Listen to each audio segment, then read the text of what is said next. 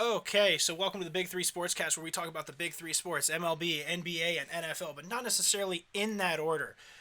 Today alone, and probably the next couple episodes, we are going to start off with a singular sport. So today we're going to do NFL. Almost said NBA. Next week will be NBA, and then after that we'll probably do baseball because I myself, your host Austin, followed by Dan and Ryan.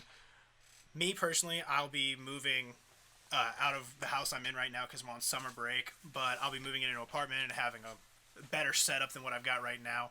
And I'll be helping Dan set his own side of the show up, so everything will be pitch perfect, really, when we get started.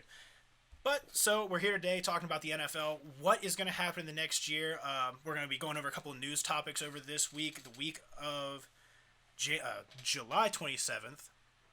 And our main topic today actually is going to be over our picks, not necessarily the Super Bowl picks, but we're going to go over our playoff picks, who's going to win their division, who's going to be the worst in their division. We're going to give you stats, reasons why, and also we're going to go over who the wild card's going to be. And since this is before the training camp just started the other day, I believe all teams reported, right? All of them. I know. Majority did. Yes, every team has reported. Yeah. So uh, there's some issues going on in different teams. The Saints have issues. Cowboys have issues. We'll go over that in some of the news and some of these other things. But to start off, since it is our first episode, we're going to go over what each one of us, who we are, what we like to do here, and what our favorite sport of the three is. And we're just going to go over everything. So, who wants to start it off? Why don't you go ahead? I can if no one else wants to. So my name is Ryan. Ryan, and I personally like the NFL the most, probably more recently, just because of fantasy football. And in general, I really got into fantasy football a lot. I like the drama of the NBA, although I probably fall a bit less than all the other three. But in terms of just watching, football is the most enjoyable. So I say football. Okay, so that's Ryan.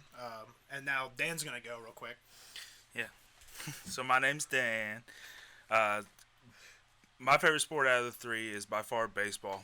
I'm a huge Yankees fan, have been since day one, and I'm just super excited to be a part of this, and let's get it going. All right. Yeah. So those are the other two. I'm Austin, your host. And I'd have to say my favorite sport of the three. I played baseball growing up, played some football, not as big of a fan, but I like watching football. Grew up my family's everybody grew up Pittsburgh fan. But me personally, we don't have basketball in Pittsburgh, but I like following basketball. I like watching the drama. I like seeing now that the NBA has really shifted. We're starting to see some more ability for each team to win, and I think that's going to open up a great dialogue this year, and it's going to give us a lot of reasons to say certain teams are going to win, even though they may not have seemed like great championship opportunity teams. But we'll get to see later on. We'll cover that next week. But It's going to be a very interesting 2020 season. 2019, 2020, yeah. But Yeah. so today, again, we're covering football. So you two kind of have more of the football knowledge.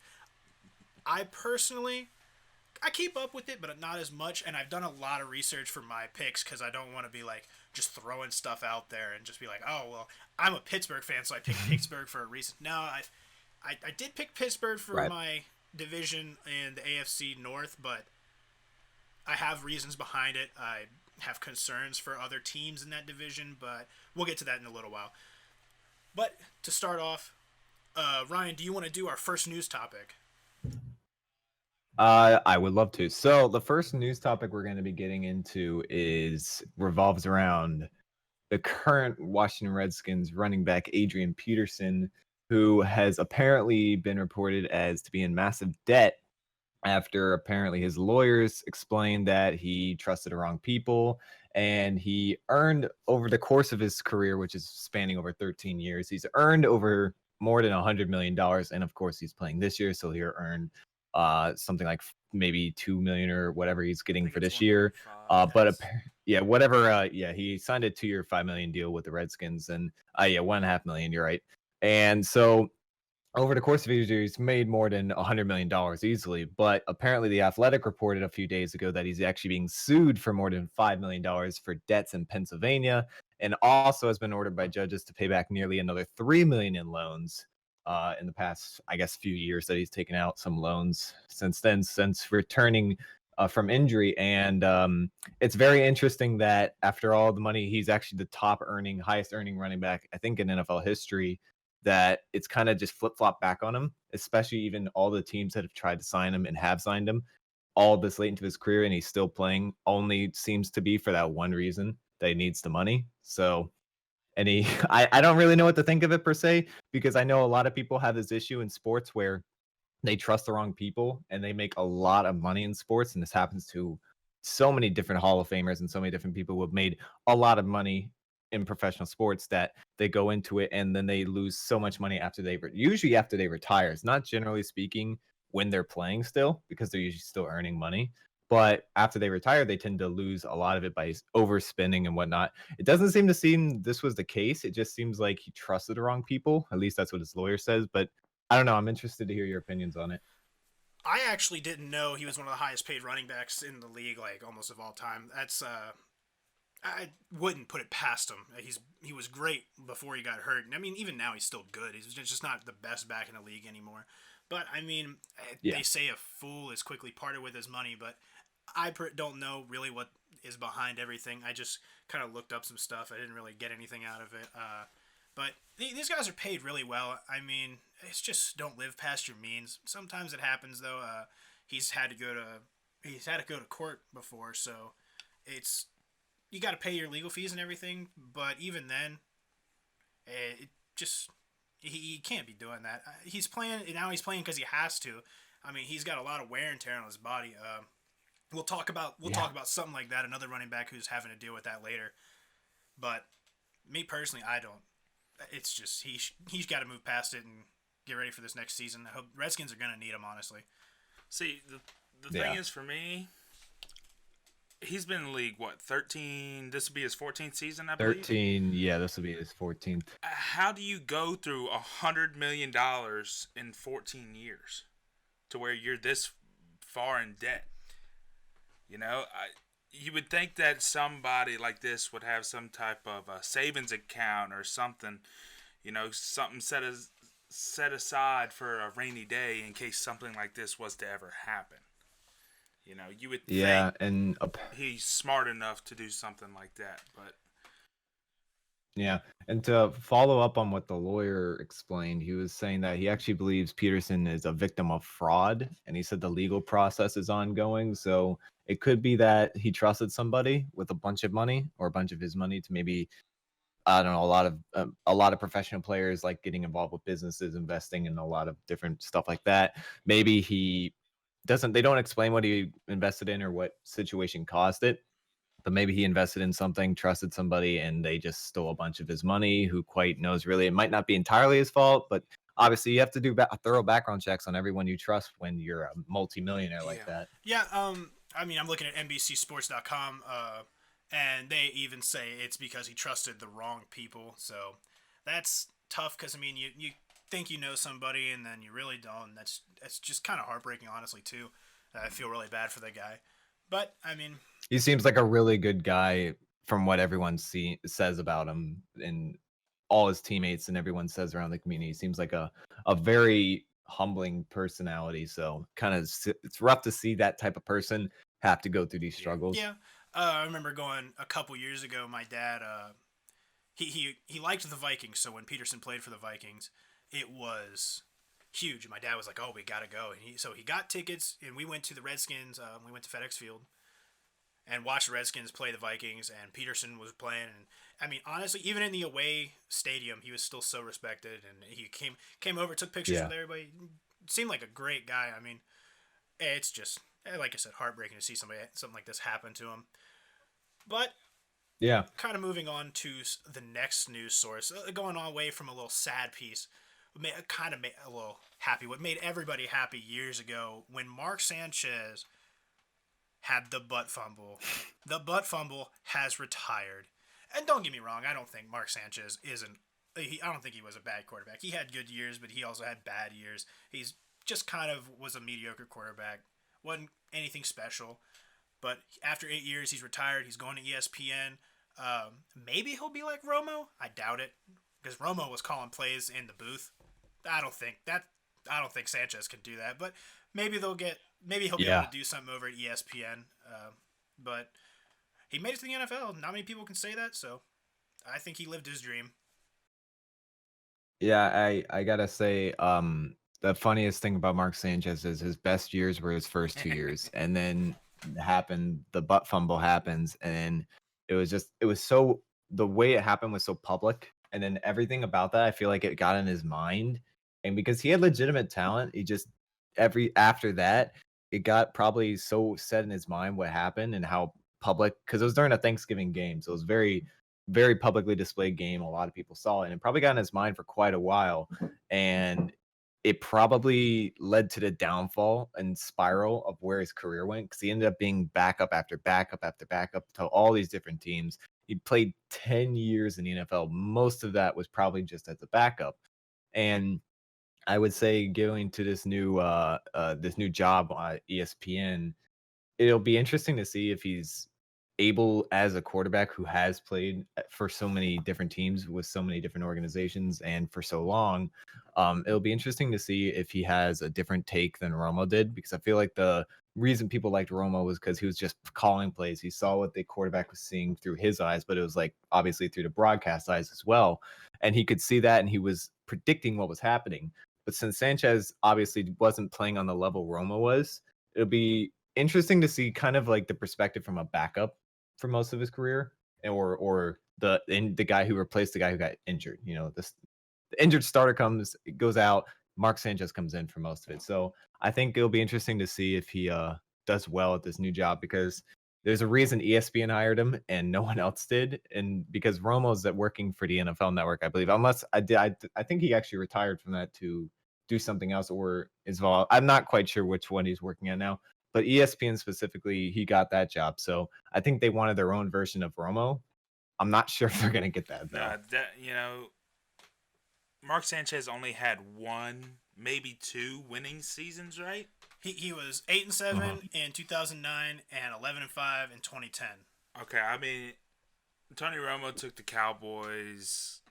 I mean, don't get me wrong, he lost in the playoffs a lot, but Tony Romo had a good amount of winning seasons. So I mean, he studied the game, I think, a little bit more. He understood defenses a little bit more than Mark Sanchez. But Mark Sanchez, all in all, wasn't a horrible quarterback. He's nowhere near Tom Brady, but I think, like you said, as a backup standpoint, he's going to give the audience that he's speaking to a better perspective of what that's like.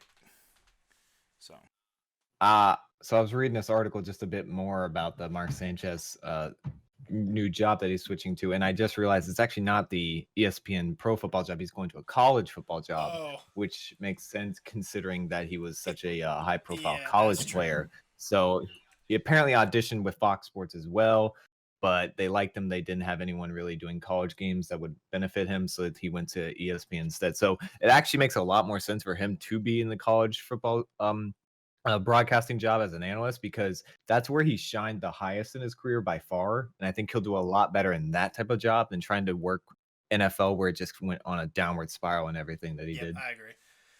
But, so Mark Sanchez gone. Not necessarily the worst thing in the world, but, I mean, he wasn't really doing anything in the league anymore, so good time to call it quits. No one even really wanted him. Even though it would be really fun if we seen at least one more butt fumble. No, that's gotta. I think it's gotta stay where it is. I don't think you can have another one. I think that was rough, man. That is rough. I don't think just to always be known as that. I don't think I could ever come back from that. I'd never be able to. And I've looked like an idiot playing hockey before, so that's pretty bad. But it's still pretty funny. There's that. All right, so on to the next one. Odell Beckham Jr.'s GQ article, and he kind of it was a actual conversation. I haven't read it. Pulled up. What article? Dan's just talking to me about. He didn't actually get to take a peek at it, but it's just Ryan probably knows more about it. I kind of just like heard some rumors about it.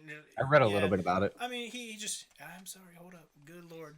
Basically, the gist of it is that he said he felt disrespected by the Yeah. Giants because he found out. Um, apparently, he was in Paris when he found out that he was getting traded. He got a bunch of calls, and he had no clue where he was going. But he felt He said, "I felt disrespected because I felt like I was the main reason at keeping that brand alive," referring to the Giants.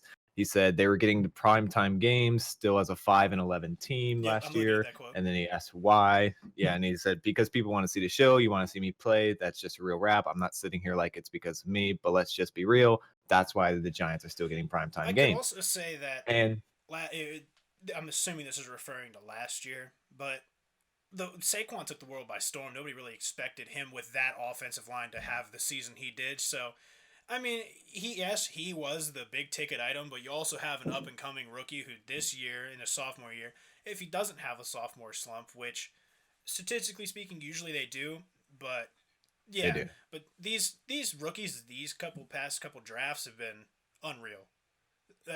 Incredible, really. They're gonna keep playing well. I mean, even if they slump a little bit, I think they'll come back with a vengeance. There will be a storm the next couple years, and when these rookies kind of grow up a little bit, they will be the top teams in the league.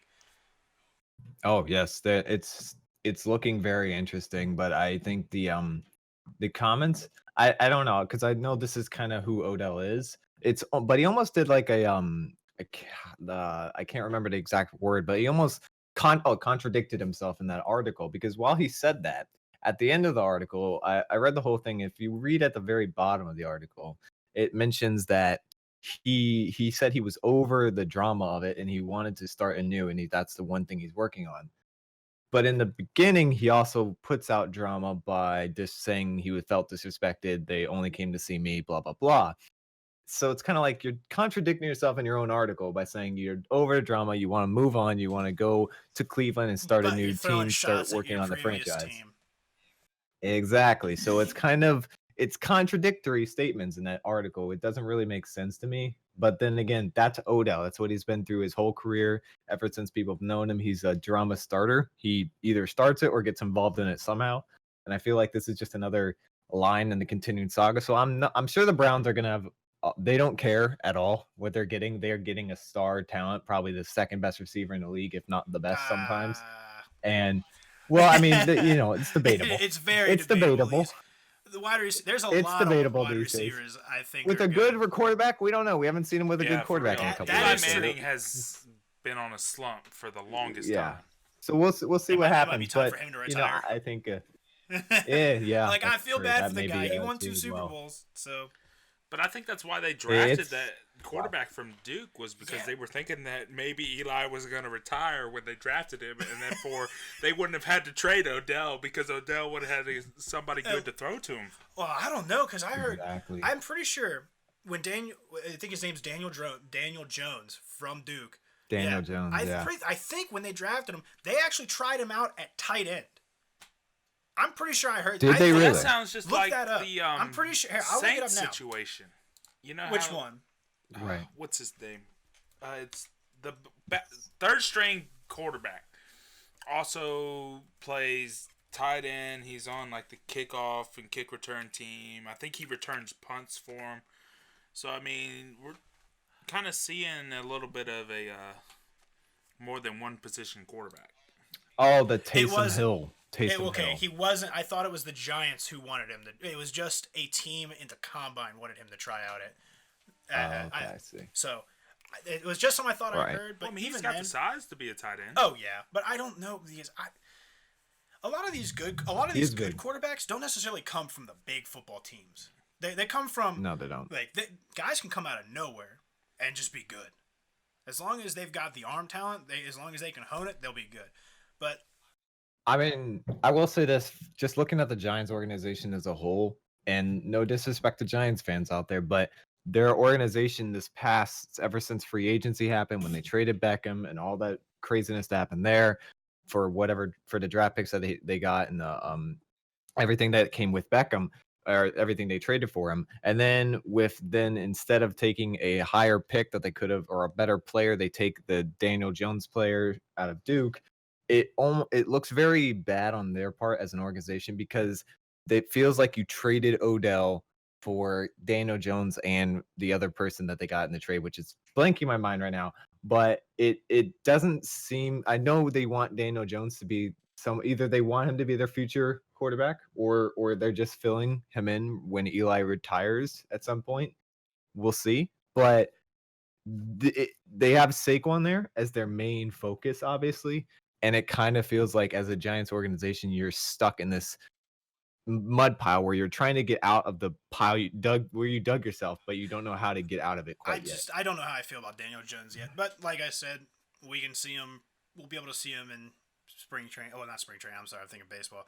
In preseason. Thank you. Sitting here drawing a blank. But we'll be able to see him in preseason football and see how he does. And I mean, if I'm the Giants, I'm not risking Saquon. We already know what he's going to do next year. I'm just putting in Daniel Jones, see what he can do. And honestly, if he does have decent, I say halfway through next year, you get him some snaps. That's his bet because that's how he'll learn. They're not going to be good in their division next year, so might as well teach him now. I have a feeling that if Eli Manning will probably be the starting quarterback for the first 2 games. Oh, yeah. And if he does such a bad job, they're putting Daniel Jones in there to see what he's made of and what he can do. Well, the Giants fans are going to demand it at some point. Yeah. They're going to do it ridiculous. They're going to be mad that it's not going to go well because of who they've drafted, and they're going to feel like they're wasting Saquon's talents so quickly, and they're going to get really mad, and the feedback will be enough so that they'll be forced to put him in, at least to try him for a half. You got to do something. I mean, I remember when a lot of Giants fans, when they drafted Daniel Jones, I don't think Goggles was too happy about that. One of our friends, he's kind of sitting there like, oh, we could have taken something else. But no. He was, he was really, there was really a lot of better options. A lineman. He was not even somebody good enough for Saquon to run behind. For Saquon to run Yeah. I mean, behind. the Giants need a lot, but that's just like what the Cowboys did. You know, the Cowboys, they built that offensive line, and then they drafted Zeke. And that first season, they were running over everybody. Oh, yeah. They still can run over everybody. I think a lot of Giants fans out there were hoping that when they drafted Saquon, they were going to try and build an offensive line around him to where they could just run the ball down people's throats. But exactly what they're hoping for. The draft of Daniel Jones, I don't see that happening anytime soon. We'll see. They got time. They're still going to be near the bottom of their division. It's going to be interesting, but that's going to be what it is. Odell Beckham Jr. now Cleveland Brown, but we'll see how that goes. We'll talk about that. Still shocking to say that out loud. We'll talk about that in a little while during our picks because I've got a lot to say about that. But onto our next one. Le'Veon Bell versus James Conner. I saw this on TV. I think it was I can't remember, but it was on ESPN. I saw them talking about this, and I thought it was honestly a good question because the Steelers lost Le'Veon Bell because Le'Veon didn't want the franchise tag, so he left. He went to the Jets, and James Conner, as Le'Veon Bell was gone last season, he stepped up and he did pretty good. I think he did good. He gave the Steelers a chance, but they didn't take advantage of it. But who has the easier path to 1,000 yards? From both of you, who's got the better path? Well, let's see. Le'Veon went to the Jets, right? The Jets. Yeah. The Jets do not have a good enough offensive line for an all-star running back like Le'Veon Bell. But the other thing is, I'm not saying the Steelers have a great line for what's his face to run James behind. Conner. You know, but if I have to pick one, it's Conner. Conner's getting 1,000 yards. Well, I don't see Le'Veon getting. All right, who's going to get it first then? Because I personally think they'll both get it. There's no way they both don't. Now, because Le'Veon's going to be the workhorse for the Jets. Well, here's what you got to consider, right? Because you said it is 1,000 yards rushing, right? And I think, probably speaking, both will, just because Le'Veon is such an amazing talent. He has such great vision, and he's very patient with this game and how he clears the O-line he's and quick. goes around he's not everyone. Very high contact, so he can he's take not high more contact. mileage He than can some sustain. people. But the other thing you got to take into consideration about that is he has taken an entire season off. So is that going to affect him? I was just about to bring that up. That is true. That could You that season cannot off. It skip could a season. he could have upgraded his game to where, now he's after first touch or whatever it's called. Is he going to get more yards, or is he just going to get hit and go straight down? I mean, well, you got to take two things into consideration. One, James Conner just came off a really great season where he proved that the Steelers had an all-star running back still. He could be the number one. That's what he wanted to say. He could. And I think he made that statement. He could be the number one. And he made that statement pretty hardcore. And then you send Le'Veon to the Jets, who hasn't played in a year. Now, he's an amazing talent. There's no doubt that at all.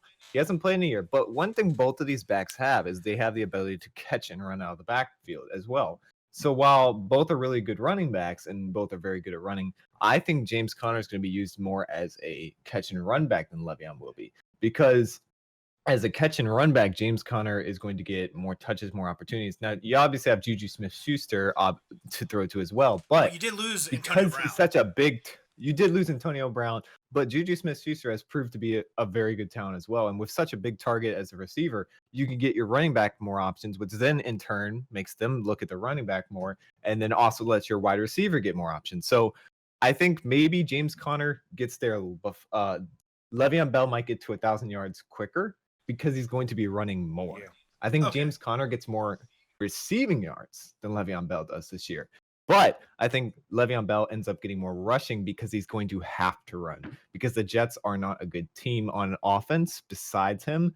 And they have a decent quarterback. We're still trying to see if he's, what he's going to do, because the rookie season was rough. But that's what happens. Not many with the wide Jets, receiver options. Yeah. And exactly. You're still playing the Patriots, and you got to play. He's going to be carrying up runs of the a tough team. And twice. So I think Le'Veon's just going to, by sheer number of touches, I think he gets there faster. I agree with you. I think Le'Veon does get there, and I also agree with catching the ball out of the backfield, James Conner, because Ben last year had the most passing yards, just barely. I think he beat. I had the stats up, but I'm pretty sure he just barely beat. Was it Patrick Mahomes? Beat Mahomes by like 30 yards. It wasn't a lot. And that was just during the regular season. That's all I'm bringing up right now, because in postseason some teams didn't make it. You can't really compare. I'm just saying during the regular season, because that's totally different games. Ben Roethlisberger, actually, I have it right here. He did beat him by 32 yards. He beat Mahomes by 32, but he also had 2 number 1 wide receivers. But now I think he's got a good enough back to catch it out of the backfield, make a cut, and go. So I do agree with what you're saying. I just think, especially with how much running backs are being used in more ways than just running now, with the NFL adopting new ways to use running backs and new ways to use almost every position player, that the ones who are multi-capable purpose, like James Conner, even Le'Veon Bell has this ability. I just didn't see him do it as much as a Steeler. So I'm not sure what will happen as the Jets. I'm just guessing they're not going to do that as much. But James Conner definitely showed this ability to run and catch out of the backfield. And I think with how much the NFL is adapting, he's going to be used a lot more as a multi-purpose back. I'm going to say right now, the number 1 back out of the backfield, catching the ball out of the backfield, is Saquon. 100%. There's no doubt. It'll be interesting to see if it's Saquon or if it's Todd Gurley, because the Rams have only bolstered and they're still the same. I also think Ezekiel, if Elliott stays healthy and nothing happens bad to the Cowboys, I think he's a high chance as well. Well, I'm just saying, catching out of the backfield, I think Zeke is the best pure running back. I think Saquon's less. He's as big as Zeke, but he's a little quicker. He moves laterally a lot easier. Zeke will sit there and run you over. He just looks at you and says, "Bring it, let's go. I'll take you one-on-one." He's just a bull. Oh, he is the workhorse of the Cowboys. Which, going on to our last news, and Dan, I'm going to let you say this. What is it?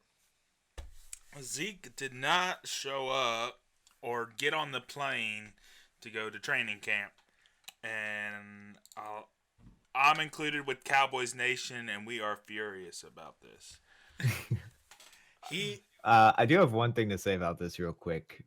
There's a small update within the day we're recording this, so I'm not sure if everyone got it, but he's basically doing a holdout for his contract. I saw that. I just saw that too. Yeah, and he has the Cowboys management has offered him a renewal of his contract or an extension. I did not know that. And he has not replied yet. That is news today. I'm not sure if he'll reply by the time this comes out or what, but as of this recording, he has not replied, and I think they've offered it yesterday. So we just got news of it today. We'll see what happens, but he's holding out for a contract, and the Cowboys have offered him an extension. There's no return yet, though. Okay.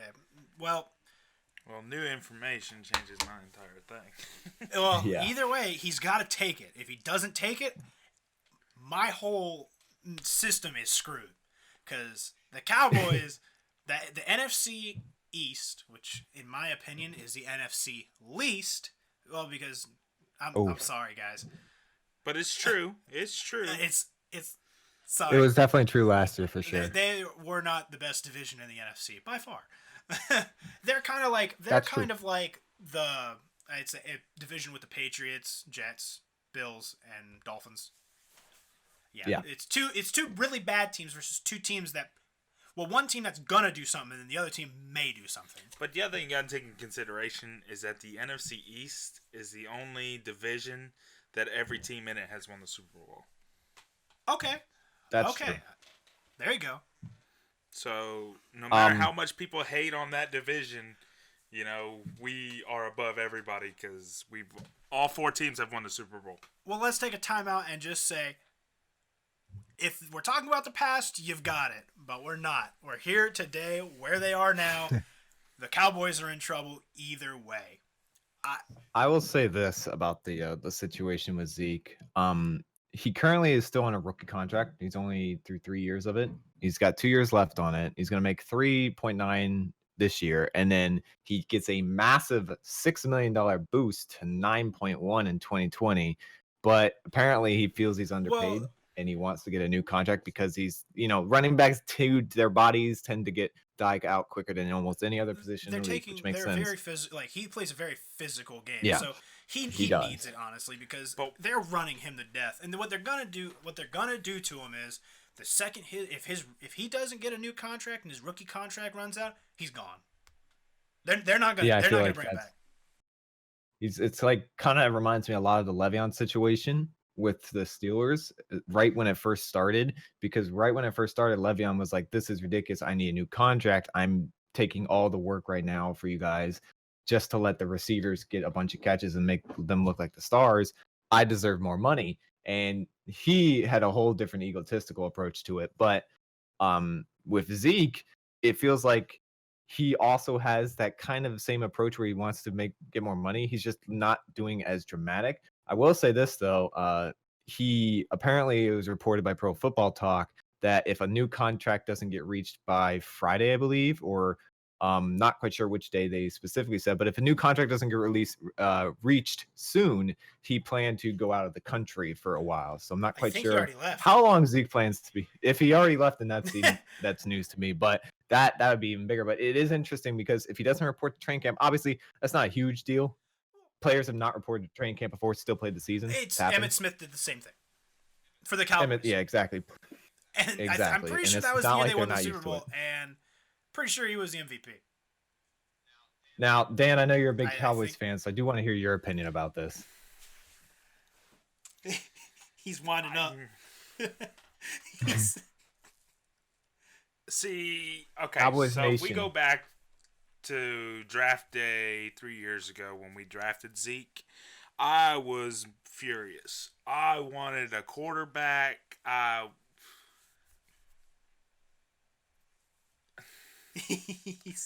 Dude, like I'm like, after reading the article about this, I was pretty bad. I was pretty mad, but as the season progressed and he was doing great, we win 10 straight. Him and Dak are doing great. And then, the next season we did fall off a little bit. And then, finally a bounce back year last year. And for him to pull all this crap on us, I understand you want more money. I get that. Who doesn't want to make more money? But when you hold out on your teammates who actually are doing something and are at training camp and are doing something to help that team succeed and eventually try and win a Super Bowl. And for that one player who thinks he's better than everybody else not to be a part of the team, not showing up, that just makes me furious. And because, growing up, sports is what I did. Like, that was my life growing up. And, my teammates weren't there. I was pissed.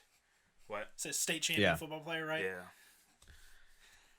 Yeah, if you want to win like a championship, no matter if you're in high school, college, or the NFL, not one player can do it in football. You need 11 players on offense and 11 players on defense, and they all need to be on the same page and trust each other. And with Zeke doing this, I think that the team in general is now on a downhill slide because not everybody is showing up for this training camp. Well, come on, Dan, don't sound so down. You guys still got a star running back here. I'm going to say this. I don't think the holdout will last. I think he'll sign. I think he'll get a new contract. But the thing is, he's deserved it. He's been the number one back in the league for two years, basically. He's good. And he deserves it. He's going to get a lot of miles. The Cowboys are going to ride him until he's basically dead. I'm sorry, Zeke, but you're the Cowboys' workhorse. You're the good one. The thing is, you got to keep your workhorse fed so it's healthy, and he needs his he needs his money. You can't just leave him hanging. You can't just it's going to turn to a Le'Veon situation. You don't want that because I don't know who they have for a backup. The Steelers got lucky. The Cowboys, I don't know how lucky they're going to be. Steelers did get lucky. That's true. I was going to say that this is actually becoming kind of a problem for the NFL. Almost seems like there's so many big name players doing massive holdouts now. Like, for example, Melvin Gordon is also currently in a holdout. Isn't also Michael Thomas at the Saints? Yeah, with Michael Thomas, Melvin Gordon. Right now, holding out. There is a bunch of big star names doing holdouts right now in the NFL. It's becoming a problem. It really is, because they know that their team most likely has their back because they want them to get their money. But at the same time, the teams that own their rights, like the Cowboys own his right for 2 years, but that doesn't include they have the option to tag him, a franchise tag, for another 2 years after that. Now, it would actually cost them less to franchise tag him than offer a new contract. So if they only wanted to use him for 4 more years and then say let him go because he was being asking too much money, they could do that, and he has really no choice. Obviously, he'd be pissed and pulled out for as long as he wants to, but that's what the option is, and that would kind of turn into a Le'Veon situation after that. But again, you also have to pay Dak, who's going to want a lot of money. He's also still on a rookie contract. And Amari Cooper has to have a deal done. So that's going to be a problem. So the Cowboys kind of got this big contract problem they have. With all these big stars they brought in, they have a lot of money that they have to pass around somehow. And it's going to be very interesting for me to see how it transitions based upon what happened with the Steelers, how the Cowboys try to handle this. Well, it's also, I think, not Dak, Zeke. I think Zeke wants Dak and Amari paid. I think that's part of his holdout. Is he's saying, we three need paid. What you going to do about it? Yeah. But, what were you saying? Saw what happened with the Steelers with that. We only need to pay Zeke and Amari. Because, honestly, Dak hasn't been as good as people were hoping he was going to be. That first season he had when he led that team to 10 straight wins was amazing. But since then, so in 2 of his 3 years, we have made the playoffs. Mm-hmm. Which isn't bad, but you've won how many games? Yeah, exactly. But how many of those games were not just because of him, but because of Zeke? And Zeke. I want to know how many of those games were decided based almost solely upon the fact that Zeke was running so much each game. So that's what I like to say about the Cowboys. Is Zeke is their workhorse, but Dak is a complement. I like thinking of a quarterback running back tandem. They are complements of each other. The running back will open up the passing game. The passing game will open up the running game. I mean, we all know the Cowboys are the richest team in the league. Oh yeah, that came out the other day. So, but is it worth paying Dak as much as he wants, or could we go out into free agency and get a better quarterback? It is a question because there is a big it's a good question to ask because there is a big quarterback market coming up within the next draft year, I believe, in 2020, and I know most Dallas fans probably don't want to have to go through another quarterback charade like they went through with Romo, and then going into Dak, they had to figure out what is Dak? Is he going to be good just because he was such a low draft pick? Is he going to be bad, whatever he is? And it is a good question to see if Jerry Jones and the Cowboys management decide Dak's worth it. This is why he works so well with Zeke and with Amari. Or if they say, you know what, anyone can do what Dak's doing. We're just going to throw in a new quarterback, someone we don't have to pay as much, and just let Zeke carry the workhorse. And Amari can be there as the quarterback's basically go-to weapon. Yeah. I think so. It's interesting. I think that I heard somebody say that Dak and Andy Dalton were comparable. I was like, no, not at all. Andy Dalton's. We're not going to talk about that. I don't think Dak should be put on that level. I think Dak is better than that. But I don't believe. I hear so many people putting him up there. Oh, he's Brady-esque. Oh, he's going to be a top 5 quarterback one day. I mean, if he puts the work in, maybe. But I don't see it yet. I don't see the talent there yet. I see the ability, the raw ability. I don't see the downfield vision. I just see the raw ability. I don't see the ingenuity that comes with that position as well. A quarterback can blow another team out if he's capable. That's what a top 5 quarterback does. The reason Dak, in my opinion, has so many, he's got so many game-winning drives. Well, why are they in that position in the first place? You got Ben Roethlisberger, Patrick Mahomes, Tom Brady, Phillip Rivers, Drew Brees. Aaron Rodgers. Well, Aaron had a down year. That's true. But they got all, I'm just talking about last year. You got all these teams. Why did they win? Because their quarterback either threw them into a game or threw them out of a game. And the running back picked it up. The Cowboys will be dependent on Zeke. Because what's going to happen? What's going to happen? The defensive coordinators are going to change their game plan. Oh, we don't got to worry about Zeke no more? Well, who's their running back now? Oh, some no-name? Don't worry. Just lock up Amari. We're good. And he'll be throwing the ball 4 or 5 yards a pass, and that's it. And he's going to let him catch and go. But the other thing is, if Zeke's not playing, we have another running back. We got our offensive line back. With Travis Frederick coming back, he showed up for training camp. So now we have that beast of an offensive line that gave Zeke, I think, that 1,000-yard rushing. Oh, yeah. So no matter who we throw back there, they're going to you've got a good line. Get a ton of But yards. It's also you need to be able to have that talent. Zeke's got talent. Well, Travis Frederick also got that new contract as well, which is why he showed up. Yeah. All right. He did have the that, big money off the captain. Disordered call. But okay, so now I'll poll you both. In your opinion, do you think the Cowboys let this get as far as a Le'Veon situation, or do you think they just pay him? God, I hope not. I don't want that situation. They pay him. There's no way. It's going to get. I bet you it's going to get to by like week 3 or if it gets to week 3 or 4, Cowboys going to be down 0-2, 1-2, something like that. Yeah. And they're going to be like, okay, here's your money. Let's go. Get in there.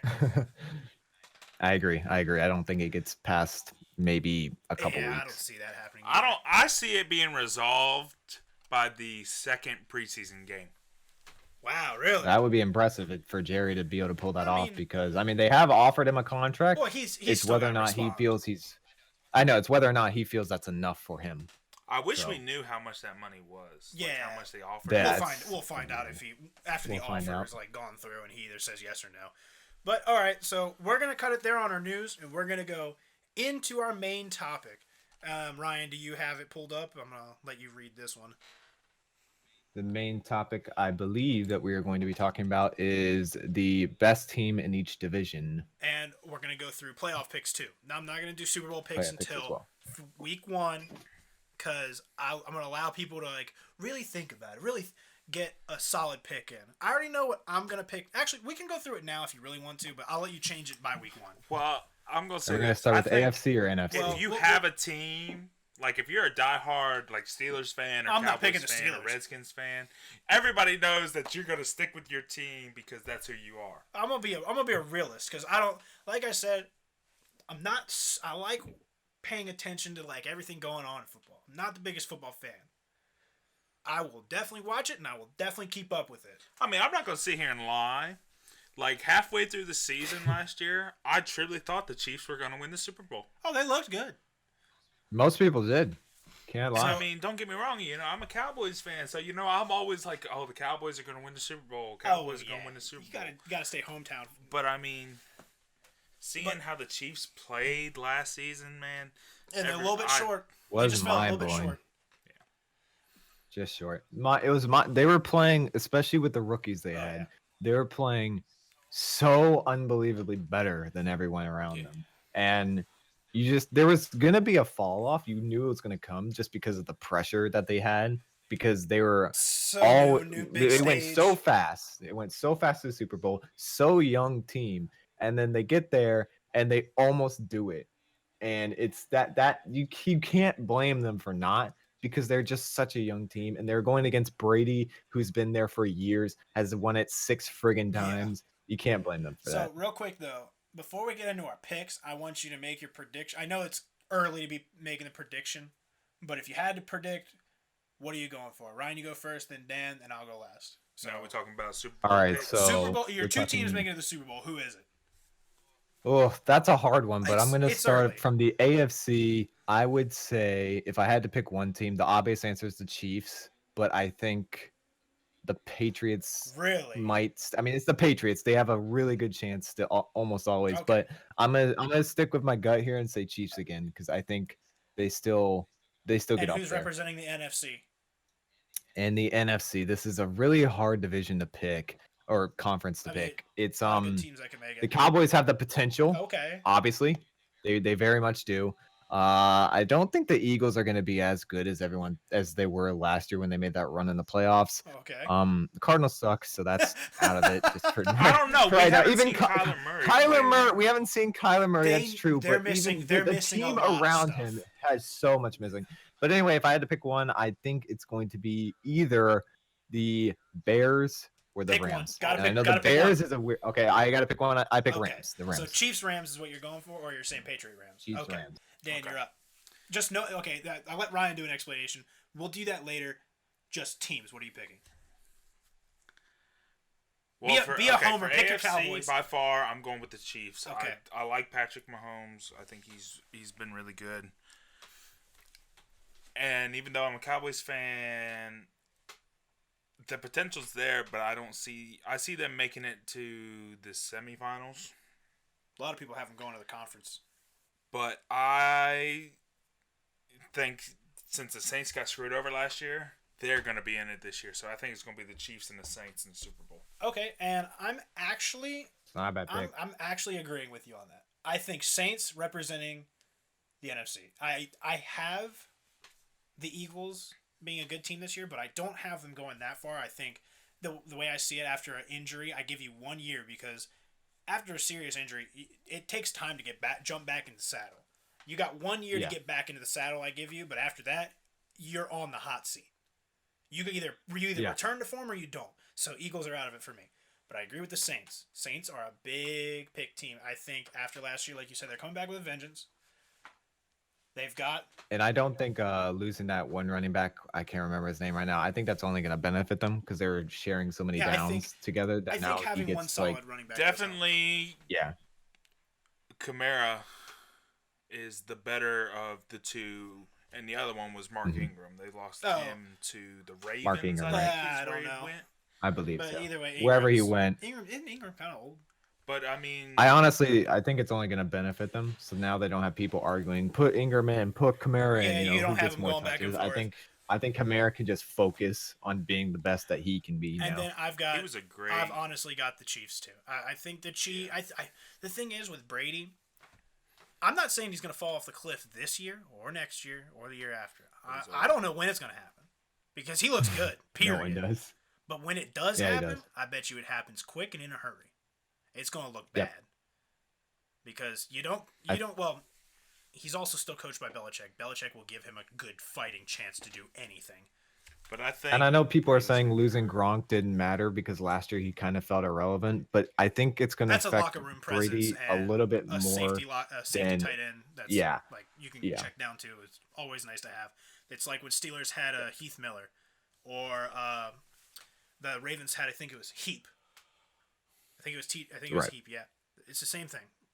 Or Tony Gonzalez or Antonio Gates. It's always nice to have your tight end that's solid. But I'm picking Exactly. Chiefs. I'm thinking high-powered offense. Andy Reid helping him out. Andy Reid's got to clear that hump sometime, Oh right? yeah, I mean, I hope so. Wait, didn't Andy Reid win one with the Eagles years ago? I believe so, but it's only I believe he got to a Super Bowl, but I don't think he's done it. He's gotten so many appearances with the Chiefs that it's kind of like the joke and the running joke now is that he can't get to that Super Bowl thing and win it with the Chiefs. yeah, that's true. But I think him and Donovan McNabb won a Super Bowl in Philly. I don't 100% know. Not No, sure. they didn't entirely. win. I They don't were remember. NFC champions. That's it. Where they lost See, to the there it Patriots. is. Pretty sure. I did not think so. Yep, he's still got to get over that hump. Yeah. He's a great coach, and it's bound to happen. Oh yeah. All right, so into our picks. You guys want to start with AFC or NFC? I think AFC is easier to do than the NFC. Okay, that's Yeah. fine. We can start with that. Yeah. That's fine.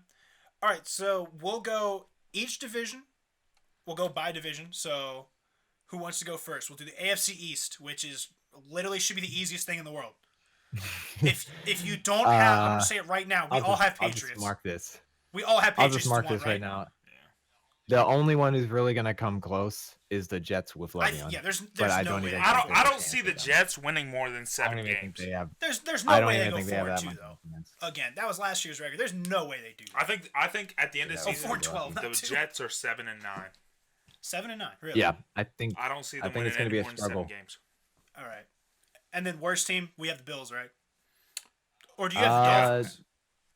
It's kind of a debate for me. I think the Bills are going to look a little better than they did last year, but the Dolphins really have just lackluster almost everything right now, except their running back, or not even the running back. So I'd probably actually put the Dolphins bottom. Okay.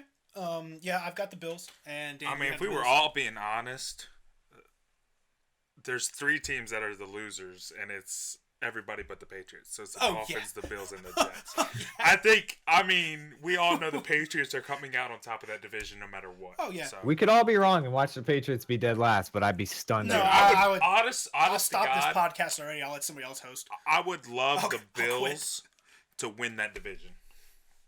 I would find It's it very Josh interesting Allen, if the right? Patriots Is the did win it. quarterback for them. Yes, I Yeah, believe so. yeah, he'll Yes. be. They've got a lot of good it's like Donaldson and Allen will be good quarterbacks in a couple years. The Bills need to win a Super Bowl here soon after losing 4 straight in the 90s. So That is just the biggest field. somebody's got to give them a chance. That's worse than a butt fumble. Losing 4 straight Super Bowls. I don't is- know about that's that. awful. Not making a Super Bowl sounds pretty bad. That too. But getting to 4 straight and just getting your butt kicked in all 4 games. Yeah, that's pretty bad. All right. Yeah. So we've got that pretty well flushed out. And the reason, I mean, we all know the reason the Patriots are winning this. Belichick's still coaching it. Brady's still quarterbacking it. What else do you need to say? They go with And mediocre. they still- go with mediocre players sometimes in the Super Bowl, and they can pull it out. And Belichick still finds ways through the draft process and trading to get replacements for Yeah, every player he loses somehow. absolutely. So you had to expect him to win the division. There's not really any other amazing talent in there. The Jets only have Le'Veon, so I can't see anyone else working it. Okay. And then, so now AFC North. This one's kind of tough because you've got 3 teams that could win it, and you got 1 team that's dead last. That will be So last. there's And it's definitely right the now, I Bengals. think everyone's hyped right now about the Browns, right? Everyone's like, oh my God, they got Baker. They got a really good running back. They got the new Odell. They got a rebuilt defense. They got a rebuilt O-line. They're like, everyone's looking at the Browns and saying, oh, this has got to be division And favorites, remember right? how I was talking earlier? I said we'll talk more about the Browns later.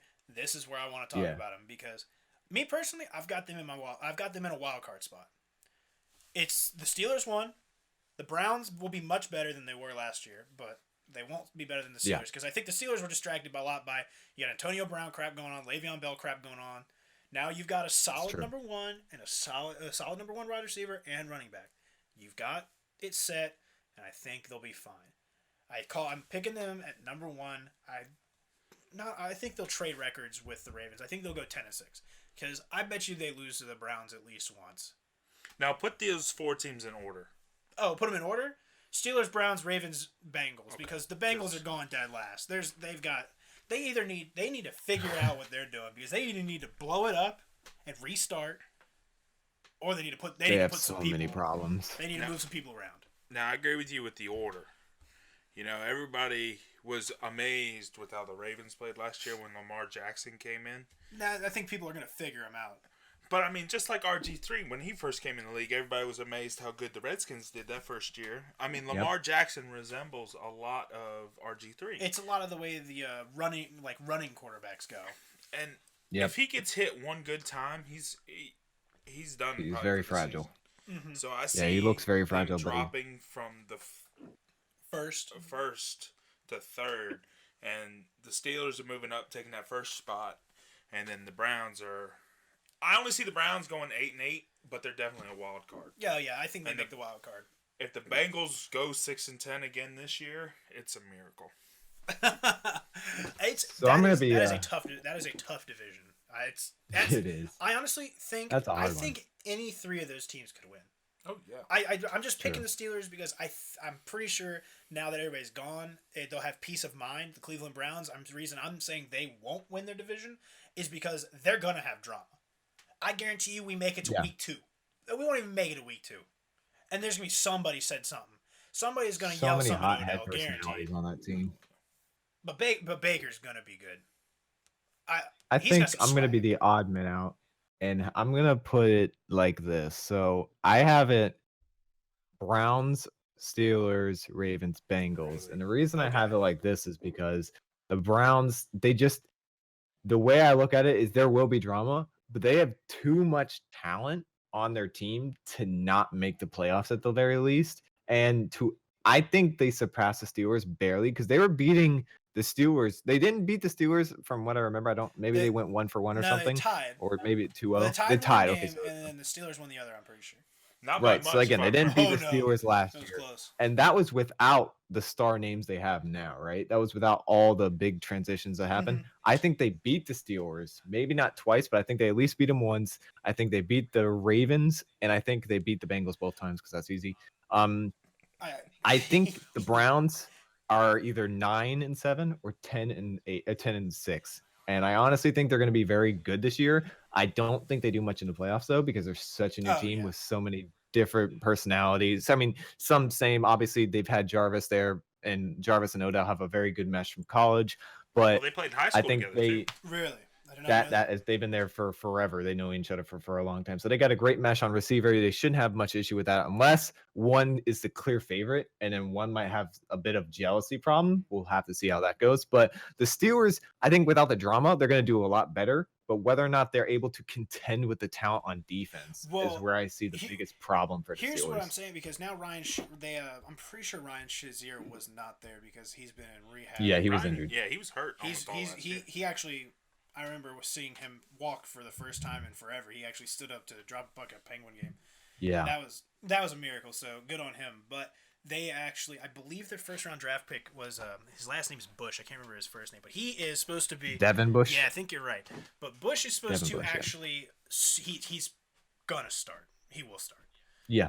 He's going to be the lockdown player that the Steelers need in the middle. They haven't had James Ferrier. They haven't had a Troy Polamalu. They haven't had that one leader to lead the team, and now they got it on defense. I think Devin Bush can do that for them, and that's the only reason I think they're starting to really shore up their defense again. And that's what they need to do, because that's the way the Steelers. That's the way Steelers have always been built. It's defense first, then offense. They just got Ben Roethlisberger, and he was great. It wasn't like they just picked him after their defense. In all reality, because their defense was already set. Well, the great coach Tim Coleman in high school sports here in Virginia, his philosophy is defense, special teams, offense, and I think that's how the Steelers. That's the way they always build. And I know, and to people who say Mike Tomlin should be on a hot seat, I disagree with that highly. There's no way the Steelers have had. Last year he should have been. I mean, whether or not if they start out bad, right? he will be. I still don't. Yeah, he will. I still don't think that's right though, because he's had. I don't know if he's had a losing record.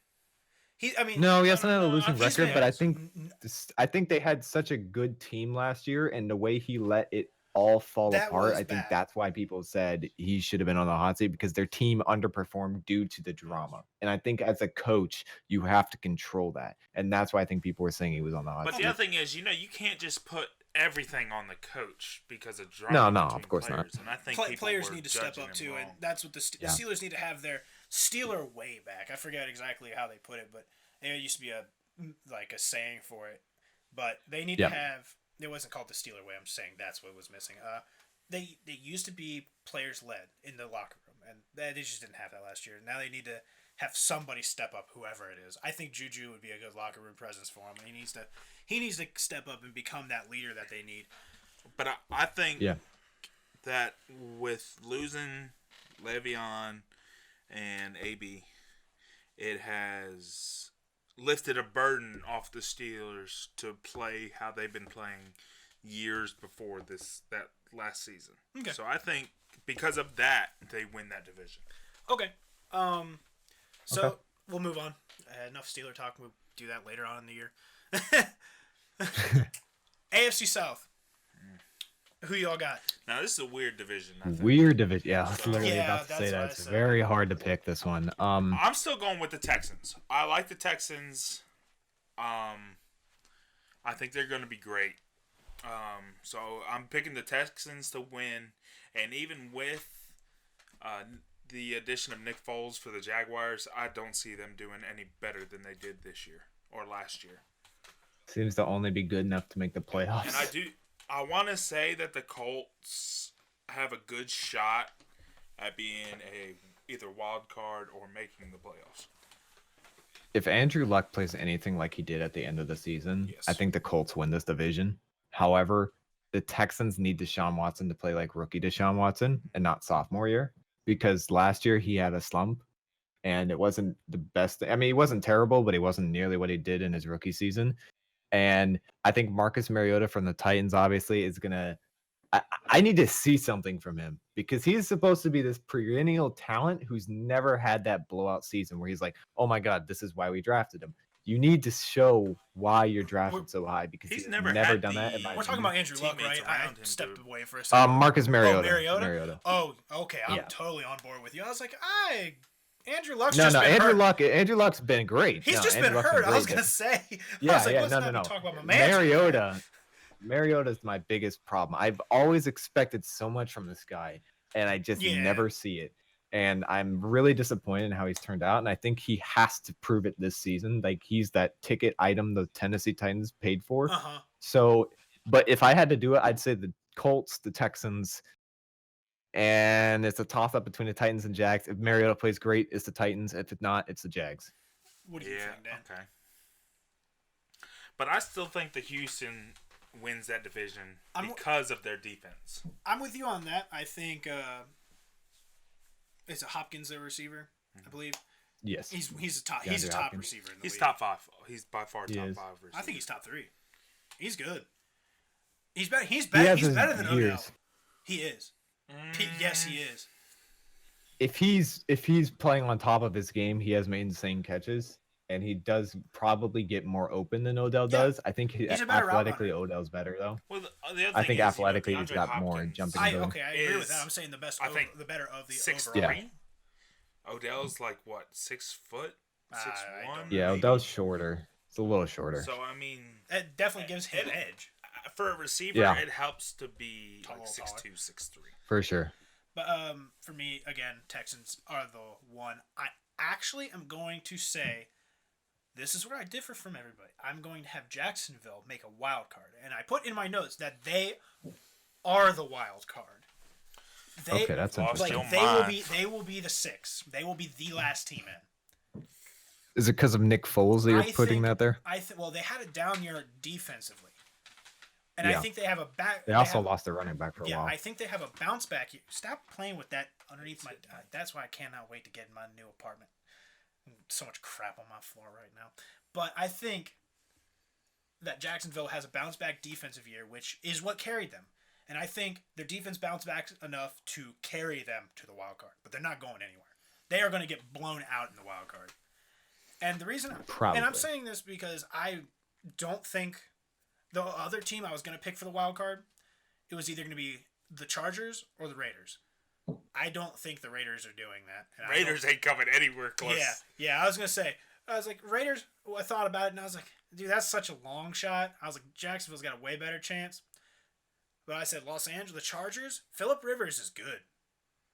He All is. right, we'll get to that. He's when a we great hit the talent. West. Yeah, but no, I'm just saying. Um, I don't think Jacksonville has as bad a year as they did last year, and I think But that's going to be just enough to get in. But with Jacksonville, I think who does Nick Foles have other than Leonard Fournette? I was about to say, I think if for that to happen, Leonard Fournette needs to not get injured and have like the season that he's always capable of having, and he needs to just not get injured because the last season he was so injury riddled he could never get into his prime really. Yeah. My thing is, if you also look at their schedule real quick. Yeah, they have a very easy schedule Their schedule's not as bad as we think. That's compared to last year's schedule. It's a lot easier. much. Let me see. Hold up. Stop. Okay, stop. And Look, they're playing Kansas City, Houston, Tennessee. Tennessee, they're winning both those games. Then they're playing Denver. They're playing Flacco. Check down Flacco. They've got him. They've got him on that one. They're playing Carolina. I don't know if Cam Newton's going to be able to return to his form. They're going to lose to New Orleans. They're playing Cincinnati. That's an easy one. They're playing the Jets. That one may not be easy. Like I said, if their defense returns to form, If their defense shows up, that they'll lock Le'Veon down. Yeah, but that's my point. Is their defense is the wild? Like they are the wild card because if their defense shows up, I'm telling you, they can make a wild card spot. They're not winning their division. Yeah. Absolutely not. And I don't think Andrew. And the thing is, the Colts are good. I'm not saying that they can't make the wild card. This is just my pick, and I know I'm going to get crap for it. But they're also playing Tampa Bay. They're probably gonna lose the Chargers. I think they can beat Oakland because all you do is you lock down Antonio Brown, and there's gonna be problems on the sideline. That's true. And then you got Atlanta, whose defense is hit or miss. So, and Nick Foles knows how to play Atlanta. Period. Yeah, he's been in the NFC long enough. So that's my reasoning behind it. But again, I'm entirely banking on their defense. And I think Jalen Ramsey actually is. He's not holding out. He's their best defensive player. Oh yeah, but here's the thing. Somebody said they thinking about trading him. I said if they do that, then my pick's screwed. 100%. But I don't think they'll do that yet. I think they'll get him through this year, but they won't do much. It's gonna be a close division between the three of them, but I'd have to agree with you on part of it. If their defense shows up and gets back to their form, I think they can easily take it. If they do that, I just don't expect it to happen. Oh yeah, but the thing is, just because their defense shows up, they have to be able to put points on the board. And but that's what I was thinking about their offense. You went from Blake Bortles to Nick Foles. That's like going. Nick Foles is look. I know Nick Foles is kind of like everybody calls him the Magic Man, and it's not 100. Like he had a lucky year, sure, but even before that, he wasn't bad. I'm saying no, he wasn't never bad. He's gonna have. I think he'll have enough. I'm definitely not saying they're gonna be like any good. I think if they make the playoffs, they're getting blown out. Period. It doesn't matter who they. Like the pick. I do like the pick though. I think it's a risky one, but it's one where if you're gonna take a risk in any division, that's probably the one to take it in. Oh yeah. Well, I mean, if I took the Chargers, that'd have been a safe bet because the Chargers are still good. They're gonna be good. But like I said, at the bottom of that league, you got Tennessee. Tennessee's that bad. They went 9-7 last year. No, no. I just don't see it. They probably beat up on Jacksonville last year, twice. That would not surprise me. All right, but on to the West. Now, I think the AFC West is probably the hardest division to pick who comes out a winner and a loser. Well, I mean... Really? Oh, are you trying to say, like, the difference between the Chargers and the Chiefs? Because I tell you what, the Broncos ain't going anywhere.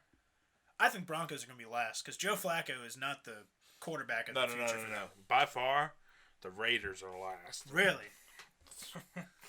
Ain't no way. It's a hard bet. Shut down Flacco, though? Flacco ain't going to throw that ball more than like 3 yards. They did draft a new QB, but Flacco's going to be the starter, 100%. Yeah, I know.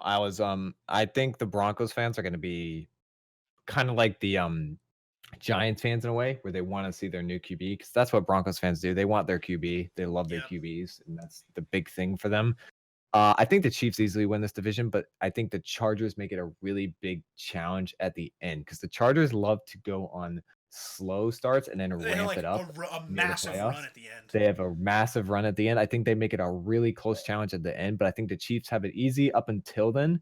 And then I think the Raiders do better than most people think they're going to do because their team does look on paper, it looks better. Derek Carr is the big thing, though. He has to play better. He cannot play like he did last year. Again, he had no O-line, so that was no help. If the O-line is as improved as some people are saying it is, I think they could even beat the Chargers maybe. But with the talent they have, but I think that it's probably Chiefs, Chargers, Raiders, Broncos because I don't think the Broncos are going to do anything. They just don't have talent. They don't have synergy yet, and their defense is still in shambles. But it's all to me. This division's dependent on Derek Carr. If he has 2 years ago, Derek Carr, or even 3 years ago, where he was playing really, really well with a decent team, and he has now the talent that he has, they could easily be the second. Probably not that they can't beat the Chiefs, probably, but I think it honestly depends on whether Derek Carr plays well. Okay. Yeah, I agree with that, but I don't see the Raiders over 6 games in the win column. Really? So, Okay. I think the Chiefs this year let's look at their schedule. are 13-3. 13-3. And You they think are they're the putting number one one more seed win? going into the playoffs. All right, we'll look at their schedule too. I want you to tell me I if you did- think they're going to win that many games. I want you to tell me who they lose to. I want to know. All right, so that's Jacksonville's schedule. This is Oakland's schedule. All right. It's going to be a hard one for the Chiefs towards the end, but I think that the Raiders, I think they're going to have a lot of distractions on their Who's team this as again? well. This is Oakland's schedule. They play Denver week Losing 1. to Denver first game. Ain't no. Really? You think they'll lose to check down Flacco? That I disagree on. I think they win. I think they beat Denver. I don't see But, it. you know. Their defense without Khalil Mack. It's gotten better than when they first lost them. I to don't the think Howard that bad. did. Plus, I just don't. I see think Denver winning that game. okay. Kansas City, they're losing. They're not. Period. They will not beat Minnesota. They will not beat Indy. Really? Okay, I agree with you on Indy. Minnesota, I can see it. I'm not gonna agree with it 100%, but I can see it. Honestly, I think they lose. They 1, lose to 2, Chicago. 3, 4. They lose 5 games in a row before they win a game. Really? Okay, I can agree with you on. I think they go 0-7 before they win a single game. I would have to say against that because they just have too much talent. And if they do go 0-7, Antonio Brown is going to have the biggest he'll have hell to pay. fit ever. And I think by the time they're 0-3, he's already going to be pissed. Oh, So yeah. I think he's going to adjust. It's almost going to be like they're forcing themselves to win for his benefit Right. in a way. I can see them in the first. We'll go 10 weeks, losing to Kansas City, losing to Indy, losing to Chicago, losing to Green Bay, losing to Houston. I don't know if they'll lose to Detroit, and losing to the Chargers. That's 6 losses in 10 weeks. I think the Minnesota game. I think you might be right. I'll go with that. I'll give you it. So that's 7 in 10 weeks. I don't know. I think they're going to be better than some teams are giving them credit for just because Derek Carr is going to have an actual target to throw He to had now. Amari though. Yeah, but Amari got traded and he had no O-line, and they've rebuilt their O-line a bit. Now he has probably the best receiver in the league, so it's going to be questionable. I know this is probably a lot higher than most people are putting them, but I think if they really try, they could easily upset certain teams. Oh yes, now I agree, but just because of the talent. Okay. And then now we're gonna real quick look at the Chiefs' schedule. Okay, so the Chiefs. I told you to tell me which teams they lose to. I really want to know this one because. So you want me to tell you which teams they will lose? You said they're gonna go 13-3. 13-3. Okay. Will be. Yeah, you're right. 13-3. So okay, they got here's where they're gonna. Here's their schedule. They got Jacksonville week 1, Oakland week 2, 3 Baltimore, 4 Detroit. Which if they lose to Detroit, I can't pick them as my Super Bowl winner anymore. They got Indy, Houston, Denver, Green Bay, Minnesota, Tennessee, Chargers, Oakland, New England. I think that's one of your losses right there. I would say the Chiefs at Chargers in Mexico City is a chance for them to lose because that's a neutral territory. And You're right. If Philip Rivers plays well, I think they could easily upset them. And this is the And reason I say also that Kansas City loses to New England. They're playing in Gillette Stadium yeah, yeah, in December. it's really hard to win In December. in December, It's exactly. cold. But yeah, I think the Chiefs probably win most of these games. Like you're saying, they have a fairly easy lineup besides the Chargers and the Patriots Yeah, for the most I agree part. with that. It's not like they're playing a super amount of teams that are supposed to win a lot of games. Like they're not playing the Rams, from what I'm reading. They're not playing. Yeah, I can't tell anyone they're really that are supposed to be a high challenge to them. So we'll see. But they could get upset by the Bears maybe, and Well, that's what I'm thinking. They could get upset by the Bears because they're going. That's going When to is it? Soldier Field. It's December 22nd. going to Soldier Field in Chicago. And Yeah, Chicago. it's gonna be really cold. They're not really. The used to thing it. is, Kansas City is used to playing in the cold. But- It is very But cold that stadium, is very that's a loud. little different. I won't lie. Yeah, that's a new cold right there.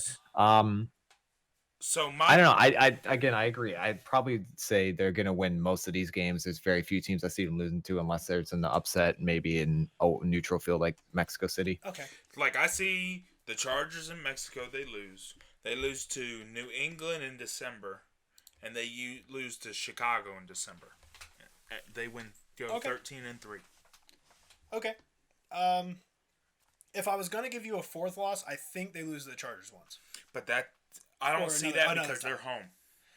That is a That's toss up. fine. The Packers could do it Sorry. as well. Dude, I still don't know about Aaron Rodgers with his. We'll get into that in a little bit. I want to talk Yeah. about that one because I don't have them winning their division.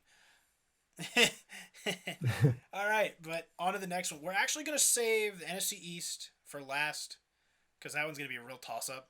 Yep. We will go to the North, which is the Bears, Vikings, Packers, and Lions. Okay.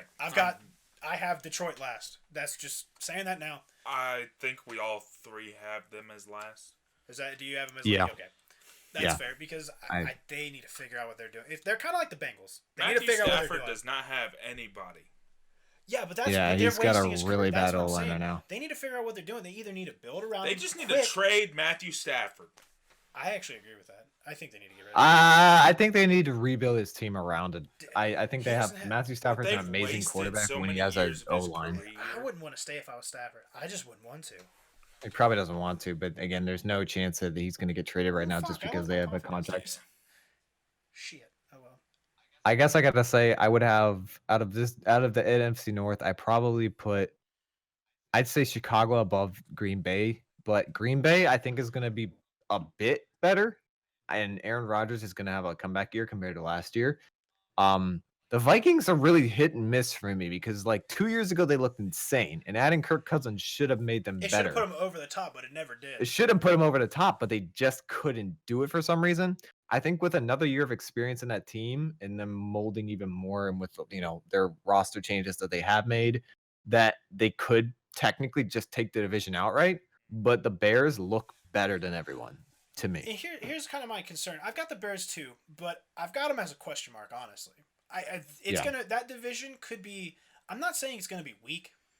I think it's just gonna be like every team's gonna be close to 500. It's gonna be one of those divisions. It's going to be a close division. The Bears It's- probably. The reason I say the Bears had one of the best defenses in the league last Yeah, year. they do. They had two cornerbacks. Well, cornerback safety have 7 and 6 interceptions. It's insane. They had 2 in the top 5. So they were getting a lot of takeaways.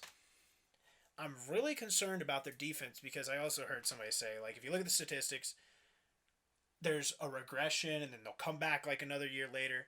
But having Khalil Mack there, I think they won't regress a lot because it's hard.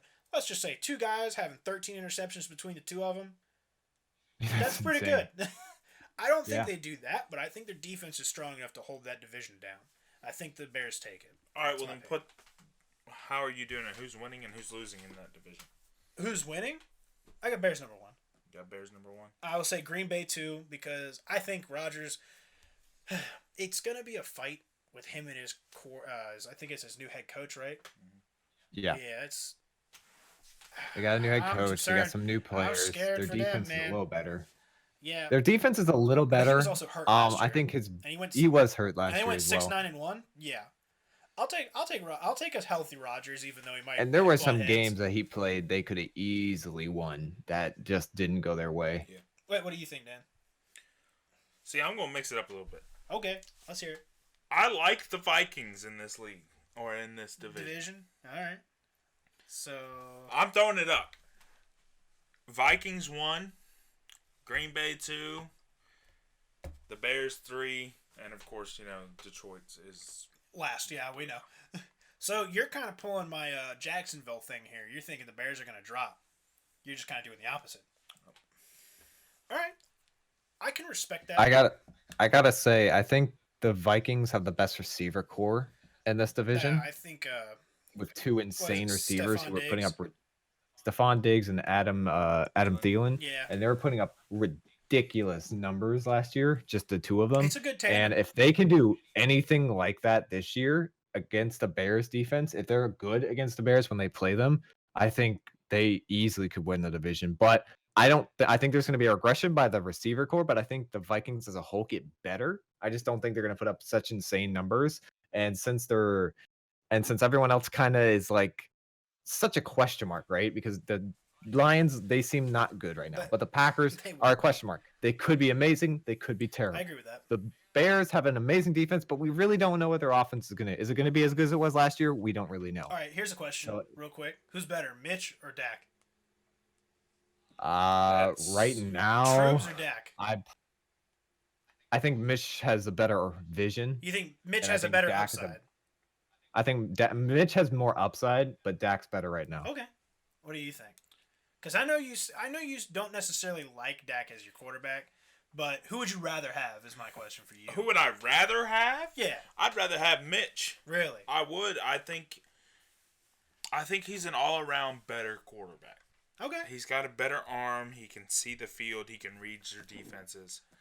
Yeah. I like Mitch. I think he's good. I don't know. Stronger. I've never really had to think about that. Who would I take over one or the other? Just because I'm sitting here as a Steeler fan, I was like, and shockingly, I got Ben. He's old. He can throw a ball still the length of the field. Yeah, it's insane. And Mitch showed last year, shockingly, which kind of made it surprise a lot. He can run with the ball too. Like he's not afraid to take hits. He will run for touchdowns just as much as almost any other quarterback will. So I mean, he's got the vision, he's got the arm, and he will run with the ball more than stagnant quarterbacks have in the past. So he's got a lot of upside. But right now, I think Dak's still better. He's got more experience, and I think he's just got better people around him. So it kind of just by virtue of that makes him better. Am I high? Dan, please tell me I'm not missing. Oh, I'm in the AFC only. Whoops, my bad. No wonder. I was like, what were the stats for the two? Okay, so here's where they rank everything. Okay, so they have passing. Dak 7. was at 7 on the NFL.com. And Mitchell Trubisky Dak was went 11. Completions, he had 356 to 526. His percentage was a 67. Mitchell had a 66% completion. But Mitchell actually, I'm pretty sure last year played 2 less games than Dak. Probably. Yeah, no, because he got hurt. Yeah, he was hurt. So, in my opinion, and this is a difference. Dak is at 7, Mitch is at 11. Their yardage difference is not a lot. It's only 600 yards. And I don't know what teams the Chicago played those 2 weeks he was off. And I'm not going to look right now. It's just not right now. We'll do that another time. But maybe he could have caught up and looked a little better. I think he would have passed Matthew Stafford because he only needed 400 more yards for that. And some quarterbacks can do that in a game. Yeah. So all in all, how would you put the NFC North then? Me personally, it's going to be, I got Chicago at 1. I got Chicago at 1, Green Bay at 2, Minnesota at 3, and of course the Lions at 4. Right. Period. End of statement. Pretty much how I have it, although I think the Vikings have the highest potential to win it, the highest potential to upset out of all the teams. Yeah. I can agree with that because I'm not putting it past Green Bay. It's just, if they do it, it's not that it would really be an upset. It's kind of. I wouldn't be shocked if Green Bay did it. Yeah, that's what I'm saying. I'd be kind of shocked if Minnesota did it. That has a bit. So okay, next NFC South. It's the Saints, Falcons, Panthers, Bucks. All right, if you don't have the Bucks going last, what's wrong with you? I don't have them going last. Who's going last? Don't you dare tell me Carolina. Oh The my Panthers gosh. are last. Oh my gosh. Yeah. You're I insane. have, I have the Saints, the Bucks, the Falcons, and then the Panthers. I'm going to get up and leave. How dare you? I do have the Saints and then the Falcons, but I don't know what you're thinking. Cam Newton's coming No, I'll be back. honest. Last year I would not have. I would have done something entirely different. But this year, with Cam's injury and the Bucks as a whole, I'm gonna go this. I'm gonna go Saints, Falcons, Panthers, Bucks. So you're kind of because- predicting the same thing that happened last year. Yeah, I'm kind of predicting the same thing that happened last year. The Falcons got a little bit better. The Panthers, I don't know what they did particularly to change in the offseason. I haven't heard anything major. They signed a defensive tackle. I think it's Joe McCoy. So their defense did get a little They bit got- better. yeah, So he was the Bucks' starting defensive tackle. okay, I see. Because the So they Bucks just- didn't want to pay him. They told him we're going to go in a different direction. So they yeah, got rid that's of him. why I think they will be a little bit better. I'm not tremendous. I don't think they can contend with the Falcons, but Cam, if he's healthy, can contend with Well, almost any Did you team. know they're actually but- limiting his throw count? I did not. Did they? They Did said they that. announce that? Ron I see. Rivera, Well, then Ron that- Rivera said we're going to limit his. It's kind of like a pitch count. They're going to keep him under a certain Right. amount. But the thing is, they've got the team to do that, and he doesn't need to be heaving the ball that far either because they've got some pretty good. If Greg Olsen comes back, he's got his check down, and that's all he really needs. He just needs Greg Olsen. Just can't to get not hurt. himself. He's such a glass cannon, right? He's so good, but he's so vulnerable. And I think the Bucks are easily the worst team in this division. I have no faith in them whatsoever. I don't had trust faith in them Jameis. last year, and I think they are I a don't know, dumpster man. fire I right now. can't trust James, And Dan. I don't see anyone on that team besides even Jameis right now. I don't see anyone on that team to trust. Like they have a really good receiver, right? A star receiver. Yep. And to me, that's all they have. I don't see Okay. anything else. Their court just feels overrated. Now, I'm not saying that they make the playoffs or anything. No, but I'm you're saying putting them they'll at be third? the second best team in that division. Second best team. I said Saints, Bucks, Falcons, Panthers. Whoa, that's where I gotta stop you. That's worse than the Jaguar pick. I'm letting you know that. There's no way that the Falcons, unless Matt Ryan, and Ryan I'm has gonna that have to year. beep this out. Unless the Falcons shit the bed, and so does Matt Ryan, they're not going third. Yeah, it does seem a little That's bit not hard for them to I mean, lose they to the had Bucks. Matt But Ryan and Julio Jones, and I believe they went 6-10 3 seasons ago. Yeah, but they also didn't true. have defense. No, they had a bit of one. They just didn't have the chemistry. well, their biggest problem last year was their injuries, I'll right? So trust they were so injured, and they had such a good team, and they were winning so many games up until their injuries. And if they don't get injured this year, if they somehow manage to stay healthy, they're right up there with the Saints as an amazing team. There's nothing wrong with them. They have a lot of great players, but they're injury prone so much in Atlanta for some and that's reason. why It I just put them in happens. third. Okay. And it's really hard to trust that they'll stay healthy. I can't. I think what Julio said earlier. He said, "I'm trying to go for 3,000 yards this year." That'd be insane. He ain't gonna do it. But I'm just saying, I trust. He has him. the potential for sure, Oh, but that'd be no, He insane. needs a better quarterback for that. I like Matty Ice, but he ain't that good. Yeah, it'd be really very, very hard. That'd be impressive. I would. Ooh. All right, but I think. But again, the Saints are just a step above everyone so right now. Mark that down though. Dan has the Saints, the Bucks, the Falcons, and the Panthers.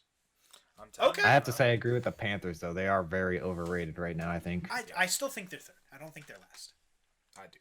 I just don't think they're last. Yeah. They're definitely last.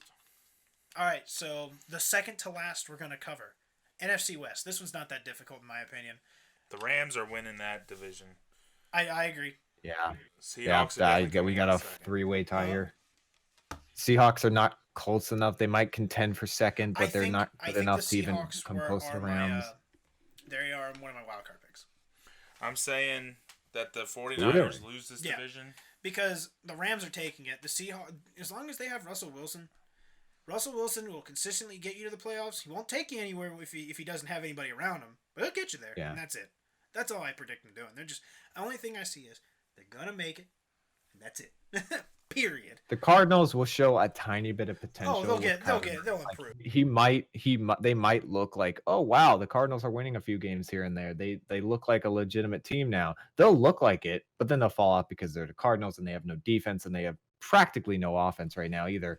Besides David Johnson, who has to remain healthy. If Kyler Murray plays well, I mean, let's just take a pause real quick. Well, you gotta remember, he's gonna be running for his life.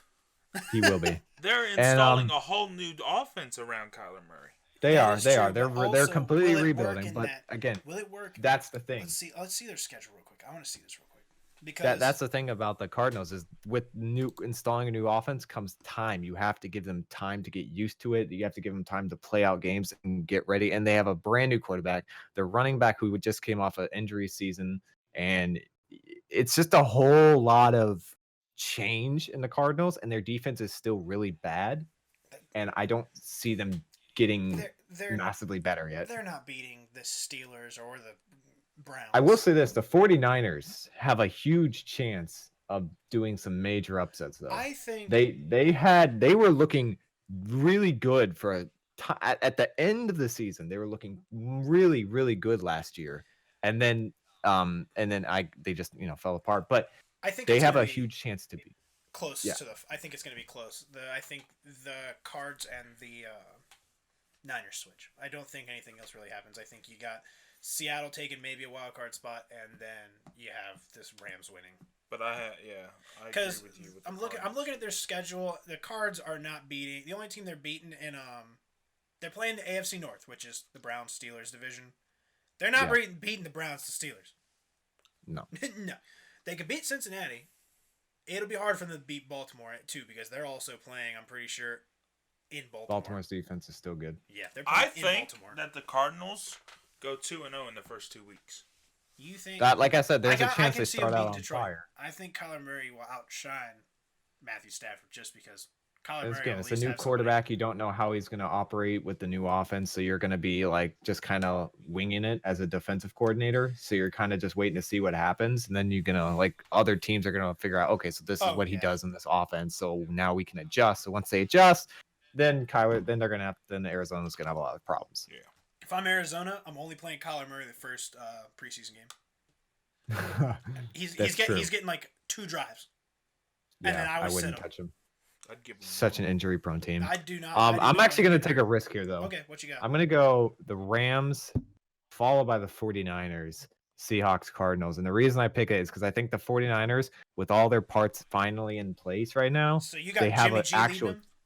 I got Jimmy G because I have faith in Jimmy G actually a bit more than I used to. He did learn from the best, so he did, and I think he looked really good when he played last year, but he got injured obviously, and then it just it spiraled downwards. But the 49ers, if everything's in place, it should on paper be a good team. Okay, and I think they contend right up there with the Seahawks for the wild card. And I think when it comes down to it, they beat them out. Okay. Wow, we got some hot takes on this show. Yeah, that one's a hot take right there. I don't think it's as bad as mine, but yours is pretty bad. Saying the Jaguars, man. You were putting a lot of faith in Jameis Winston. That is all. Hey, we got the. You gotta steal them crab legs, man. Got the best division of the entire NFL coming up now. Oh my lord! Do not even start with me on these people. The NFC least is the last one we will cover. This one's such a weird division. I'm gonna take a timeout real quick and get mine out of the way because. Okay, go ahead. I want to hear what Dan's got to say about this. And aren't you still a Redskins fan? Just because we do live near DC, are you still? Well, I've always been a Redskins fan. Okay, well you're a Redskins fan, so I'll let you two because this is y'all's division. I'm gonna just say what you gotta say. I'm saying Eagles 1, Cowboys wild card. And the thing is, I'm gonna say they're interchangeable because one team's making a wild card either way. That's what I got. It's not bad picks. It seems to be the consensual. Giants are the last because I have no faith in Daniel Jones and I have no faith in Eli. Eli hasn't had anybody's faith for a while. Don't get me wrong.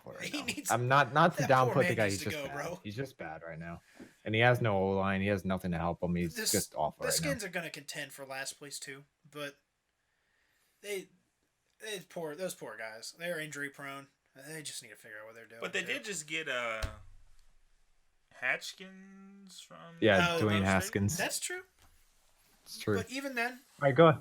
Yeah, I see you, Austin. I see it.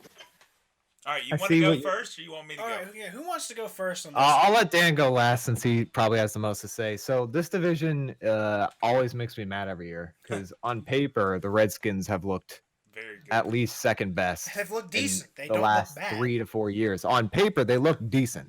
They don't look bad. They shouldn't be bad. But every year it's the same thing with the Redskins. As a lifelong Redskins fan, it's always been this way, and it probably will stay this way for a while. You start out decent or bad, and then you have a winning streak, and then you go 8-8 or 9-7 or 7-9 6-9, last year. 7-9. I swear, every single year it's the same, right at that edge of the wild card spot, right there, just short, just short. Two But if games you short. remember, Ezra. like 8-9 years ago, the Cowboys were in the same boat. I know, which is why I'm saying this is such a bad. This is the most annoying division to be in because you're just outside of being good, Like right? literally, And so like if you were the top seed last year, you could switch You it can with the flip. bottom seed. The bottom the seed Redskins, could be the first seed. right? and Exactly. top The seed Redskins could were be the So what I- first. Redskins were the first seed, right? Like 3 years ago, I think. Yeah. And then the next year, we were like the worst team. So what So, I'm I mean, hearing it's- is the Giants now have a chance to win your division. Apparently. But all right. So I'll just get my order out of the way and let Dan go. So I got like this. I don't think the Cowboys are going to be as good as they were last year. I think they will be good. I think that holdout hurts them. But I think the holdout might hurt a little bit, but we'll see how long that lasts. Giants are terrible. Eagles, I think they're gonna be if Carson Wentz stays healthy and he comes back and he's like, Carson Wentz that we know of, they probably win the division. But if he's not, I think it goes Cowboys. If Dwayne Haskins plays ever, if we actually play him, Well, like don't y'all still have early on, Alex Smith?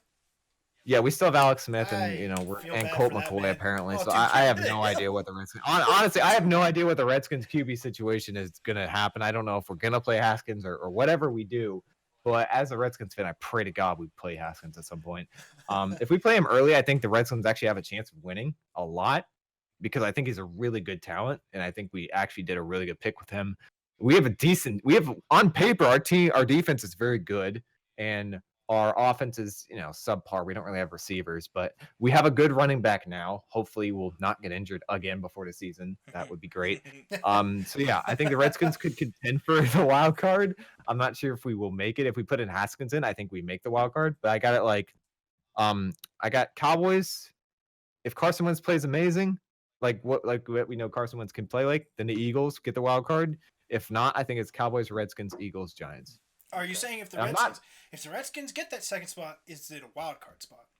It's the wild card spot, yes, because we always are on that mark, and we haven't had really a great quarterback to lead us past that. Kirk was decent, but he wasn't amazing, and he could never get past that wild card spot except for 1 year, and then he kind of fell off, and he could never get back to the playoffs again. I think with Haskins, even though he's a rookie, because he's going to be probably, if he does play, he's going to be thrown in, and people are just not going to know how to guard him against the new offense that they're running. I think if we do play him and we get enough games under him that he starts to get, formulated and warmed up, basically, I think we win a lot. And our schedule isn't hard. It's not like insanely hard. So I would say the Redskins. Do they play this year? Because usually the way it works is they'll play a division. I'm actually not. I'm actually not entirely sure right now, but I think the Redskins, if we play Haskins, make the wild card spot. But if not, then it's going to go Cowboys. I think it's actually going to go Cowboys, Eagles, Redskins, Giants. And I don't think the Giants get more than.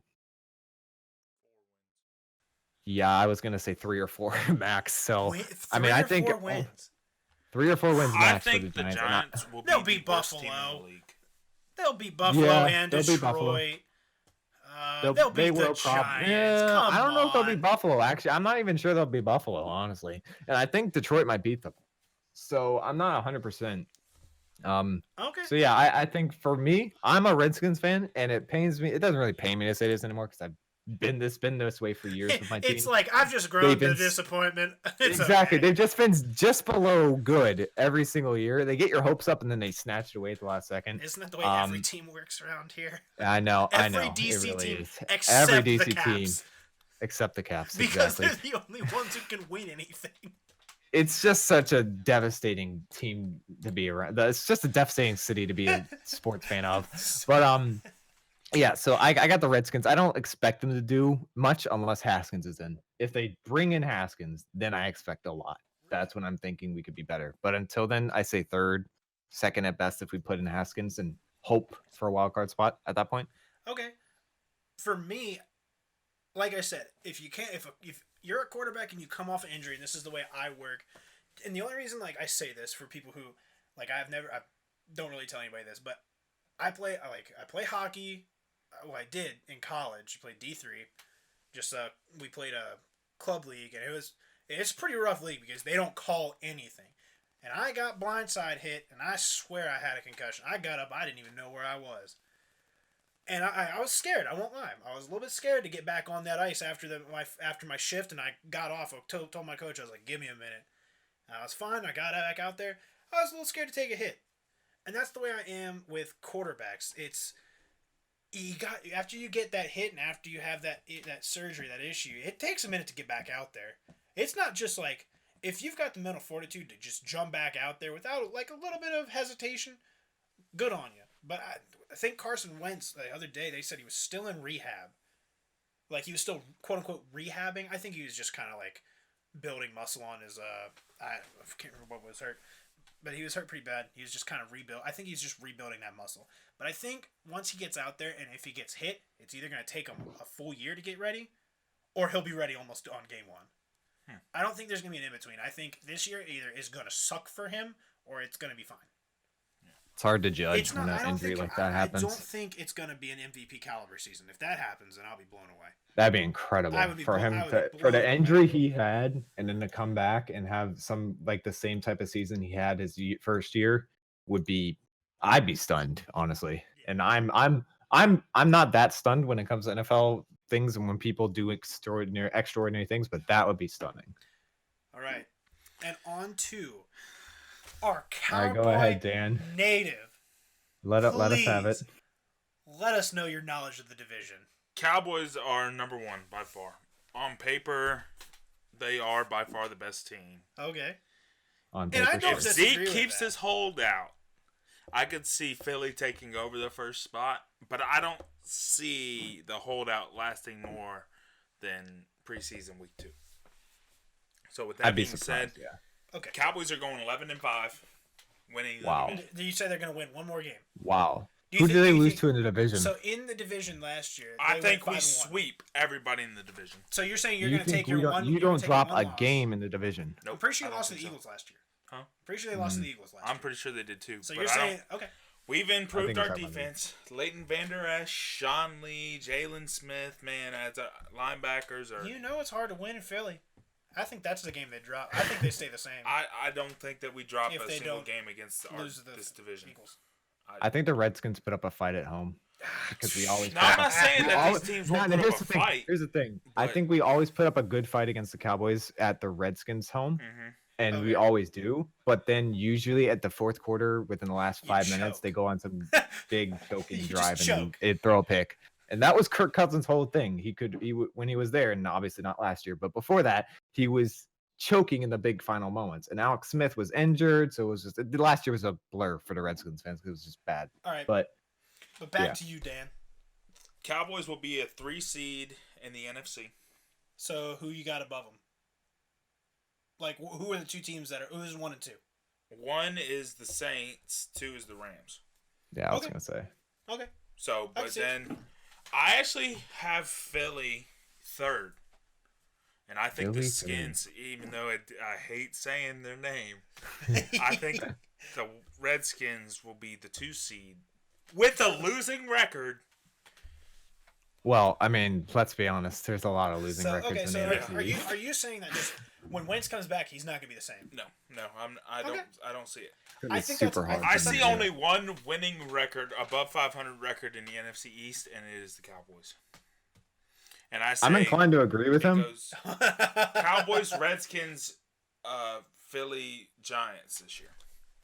I'm inclined to agree with Dan, and I hate Cowboys fans because they're the most obnoxious of them all. But Everybody says As that on much every as I team. would love to see the Reds, well, yeah, but everyone But let's knows the Cowboys take a timeout, fans. though.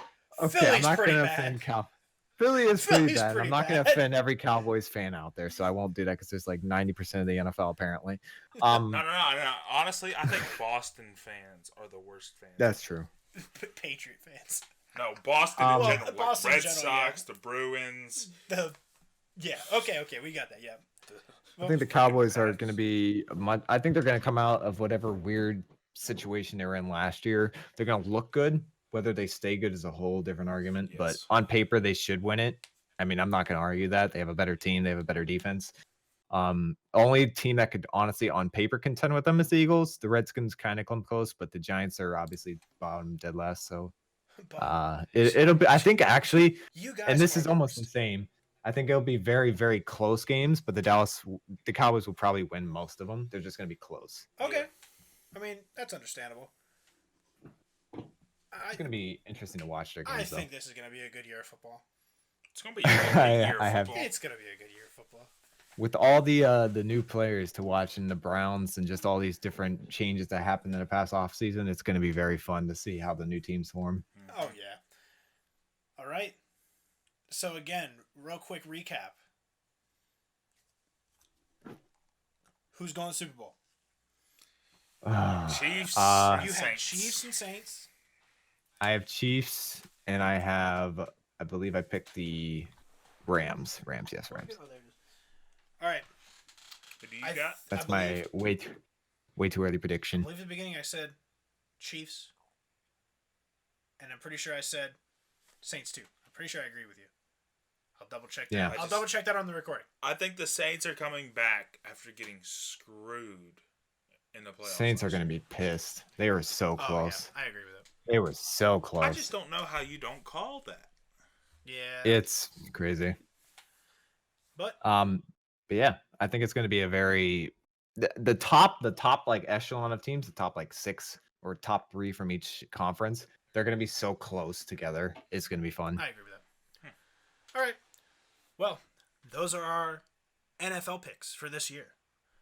That's the end of this week's episode. Every Saturday we're going to record and we're going to try and upload them by Monday. They're actually fairly long episodes, and I'm assuming, considering this was strictly about like one topic and we were kind of doing like introductions to everything, I don't think every episode is going to be 2 hours long because that's what we're pushing right now. And I think maybe for the first 3 weeks, since we're going to do an individual sport, it's probably going to be that way. So it's like this week was football. Next week we're going to cover basketball. So everybody get ready for that one. We're going to make our predictions because that's going to be a fun ride on that one. It's going to be insane. It's going to be good. Wait. This year of sports is honestly going to be good. And then after gonna that, be good. I actually don't keep too much of an eye on the MLB anymore. I used to. I actually used to pay a lot of attention, but now I don't. But now I'm going to have to get back into it, which I'm okay with. Dan's going to be our residential baseball guy. Yankees are winning the Super Bowl. I can't wait to see the Yankees hold I that can't wait to Lombardi see the trophy. We're Yankees going win to the see Super Aaron Bowl. Judge out there. I mean, with the World Series. I mean, Oh, Aaron I Judge can't wait is till he 6'7". throws He'd his be a great 16th tight end. touchdown of the year, man. Oh, yeah. Holding that Lombardi trophy. All right. I'm in such a football mood right now. I think it's the everybody's just Super been Bowl. focused on it. Coming up We'll soon, see. man. He's picking Yankees win World Series. I don't think that's crazy. I think what we'll do for the MLB is we will actually go ahead and just look at where they are now, because we're getting close to the end of the season, right? Mm-hmm. So Yeah.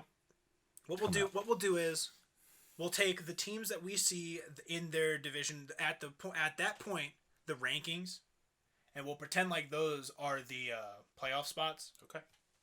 And we'll go through and pick World Series winner. We'll kind of just do baseball right now for the postseason because we're kind of late into that season. Started this kind of late. This was originally gonna be like a NBA, NFL thing, but I know you really like baseball, and I was like, we need 3.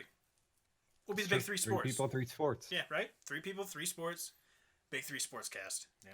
All right, guys. There you go. So, signing off today. I'm Austin. I'm Dan. I'm Ryan. Thank you for listening. Like I said, every Saturday we'll record. We'll try and upload by Monday. Can't promise anything because we are college students and workers. We have jobs. So thank you for listening. Hope you all have a great week, guys. Keep an eye out for our episodes. If you like, comment, and subscribe. And smash that like button. All right, guys. Y'all take it easy. Thanks for coming.